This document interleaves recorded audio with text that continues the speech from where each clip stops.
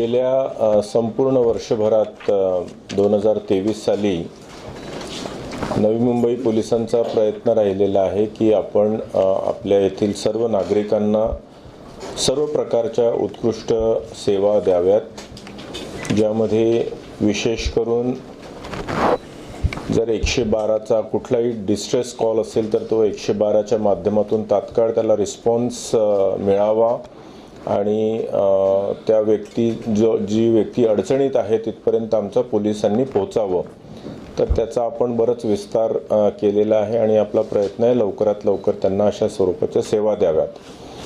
त्यानंतरचा टप्पा येतो तो म्हणजे जर कुठल्याही प्रकारचा छोटा मोठा ग्रीवान्स असतो तर तो त्या ॲप्लिकेशनच्या स्वरूपात पोलीस स्टेशनला सादर करत असतात. तर त्या पोलीस स्टेशनमध्ये आपण नेल्सन सिस्टमचा अवलंब केलेला आहे, ज्यामध्ये आपण ॲप्लिकेशन्सच्या एन्क्वायरीज पण विविध कर्मचारी आणि अधिकाऱ्यांना वाटप करतो महत्त्वाप्रमाणे आणि त्याचा लवकरात लवकर त्याच्यामध्ये चौकशी करून त्याच्यावर निर्णय घेण्यात येतो. जर गुन्हा असेल तर गुन्हा दाखल करण्यात येतो.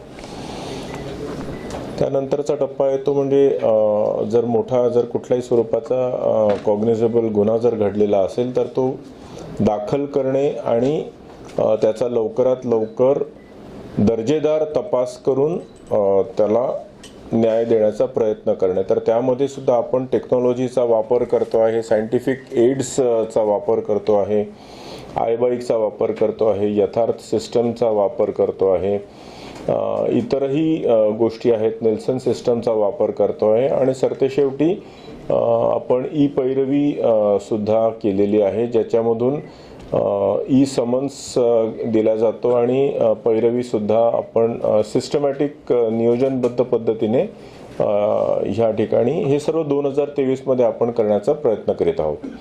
हा क्राईमच्या बाबतीतला भाग झाला. तसंच लॉ अँड ऑर्डरच्या दृष्टिकोनातून जर बघितलं तर येणारे जे काही सण असतात, फेस्टिवल्स असतात किंवा मोर्चे असतात, डेमॉन्स्ट्रेशन्स असतात, तर त्या गोष्टी डेमोक्रेटिकली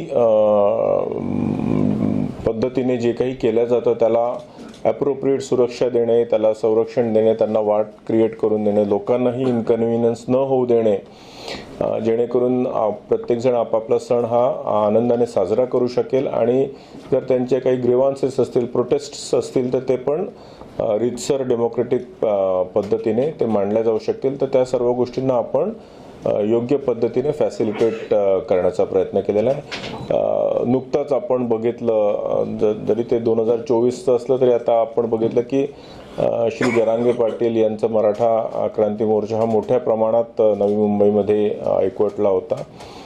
सर्वांच्या सहकार्याने आणि योग्य नियोजनामुळे माझ्या मते तो सुखरूपपणे आपण पार पाडू शकलेलो आहे.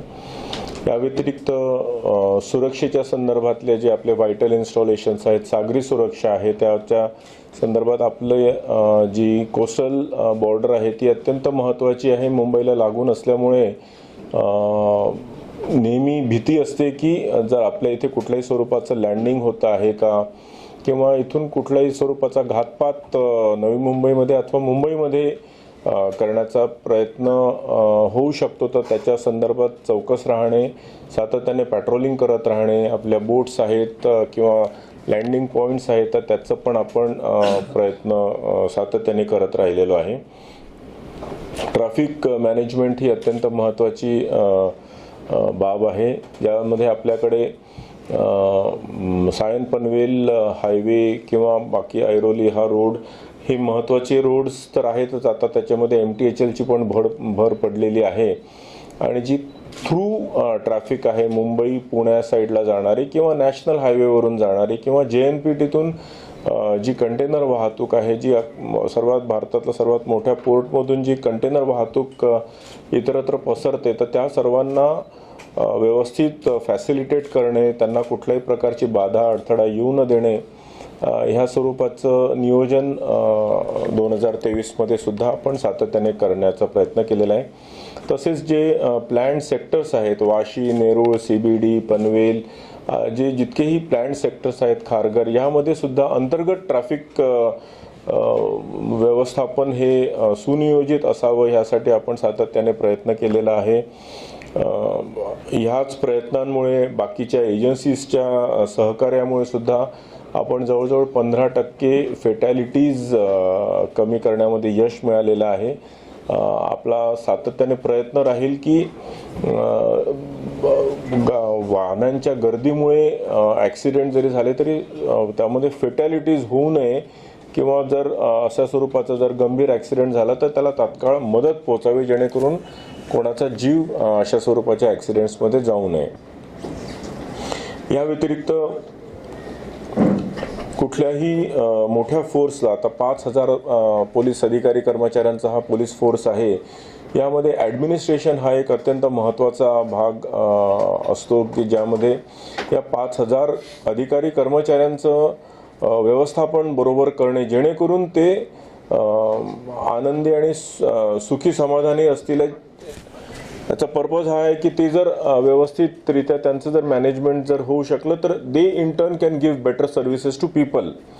म्हणून त्यांचं पण ह्या आपण एम पोलीस ह्या पूर्ण ERP सोल्युशन आहे, पूर्ण एक आपल्या पोलीस खात्याला हे पूर्ण गव्हर्न करण्याचं, पोलिसांचे जितके ॲडमिनिस्ट्रेटिव्ह प्रोसिजर्स आहेत त्याच्यामध्ये आपण इन्कॉर्पोरेट करण्याचा प्रयत्न केलेला आहे. डिजिटायझेशन ऑफ पोलीस प्रोसेसेस, तर त्या ॲडमिनिस्ट्रेटिव्ह प्रोसेसेस आपण डिजिटाईज करून आमच्या अंतर्गत ज्या पोलीस सेवा आहे आमच्या अंतर्गत कर्मचाऱ्यांसाठी 5,000 लोकांसाठी त्या पण आपण स्ट्रीमलाईन ट्रान्सपरंट करण्याचा प्रयत्न केलेला आहे. अकाउंटेबिलिटी त्यामधून सुद्धा आपण वाढवण्याचा प्रयत्न केलेला आहे.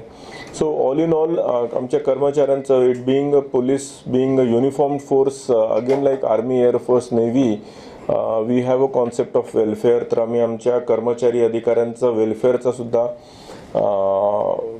नेहमी सातत्याने काळजी घेत असतो, जेणेकरून त्यांच्या ज्या काही अडीअडचणी आहेत, युनिफॉर्ममुळे जी बंधनं येतात तर ती त्या वेलफेअरच्या माध्यमातून आम्ही कॉम्पेन्सेट करण्याचा प्रयत्न करत असतो. तर वेलफेअरची पण अनेक उपक्रमं आम्ही घेतलेली आहेत. त्यामध्ये जॉब फेअर हा सुद्धा एक महत्त्वाचा होता आमच्या कर्मचाऱ्यांसाठी. आमचा वाद्यवृंद त्याचा कार्यक्रम पण आपण घेतला. सो असे विविध उपक्रम आम्ही 2023मध्ये घेण्याचा प्रयत्न केलेला आहे. महत्त्वाचं म्हणजे आपण जर समाजातले सर्वच घटक म्हटले, विशेष करून महिलांसाठी आपण सातत्याने त्यांना त्यांच्या सुरक्षेमध्ये आणि त्यांच्या जेन्युइन सुरक्षेमध्ये आणि परसेप्शनमध्ये इम्प्रूव्हमेंट करण्याच्या दृष्टिकोनातून ज्या आपल्या पिंक पॅट्रोलिंगच्या निर्भयाच्या स्क्वॉड्स आपण स्थापन केलेत, 4 व्हीलर्स पण आहेत, 2 व्हीलर्स पण आहेत आणि यांचे सातत्याने गस्ती सुरू असतात. मुंबईच्या धर्तीवरच आपण ह्या गोष्टी सुरू केलेल्या आहेत आणि त्या गस्तींमुळे एक महिलांमध्ये आपण एक सुरक्षेचं वातावरण निर्माण करण्याचा प्रयत्न केलेला आहे.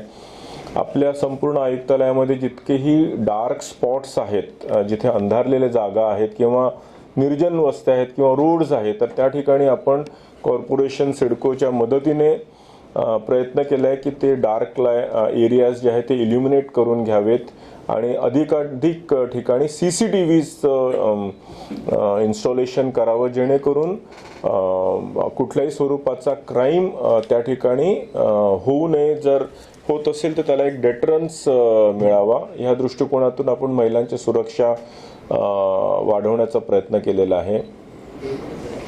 सायबर क्राईम हा एक अत्यंत महत्त्वाचा विषय आहे जो आता सध्या तरी सायबर आणि फायनान्शियल क्राईम ह्या भेडसावतो आहे. सर्वसामान्य माणसांना सुद्धा हा प्रश्न सातत्याने भेडसावतोय आणि ह्या सायबर क्राईमच्या दृष्टिकोनातून सुद्धा आपण सायबर पोलीस स्टेशन सुरू केलेलं आहे नेरूळमध्ये पूर्ण आयुक्तालयाकरता. या व्यतिरिक्त काही सायबर सेल्स पण आहेत.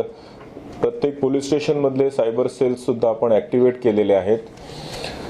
बऱ्याच वेळेला ज्या तक्रारी यायच्यात सायबर तक्रारी, त्यांचं आमच्या कर्मचारी अधिकाऱ्यांची तपासाची बँडविड्थ नसल्यामुळे बऱ्याच वेळेला ते दाखल व्हायच्या नाहीत. तर त्या आपण आता आपल्या कर्मचारी अधिकाऱ्यांच्या कॅपॅसिटी बिल्डिंग करून त्यांचं ट्रेनिंग्स देऊन त्यांना आपण सक्षम केलेलं आहे की अशा स्वरूपाचे जर तक्रारी आल्या तर तुम्हाला ते हाताळता आलं पाहिजे. टेक्नॉलॉजी आणि टूल्सच्या मदतीने त्याचा छडा लावता आला पाहिजे आणि ह्या माध्यमातूनच आपण जर बघाल तर काही चीटिंग IT च्या स्वरूपातले जे फायनान्शियल क्राईम्स आहेत त्याच्या रजिस्ट्रेशनमध्ये सुद्धा दुपटीहून अधिक वाढ झालेली दिसते.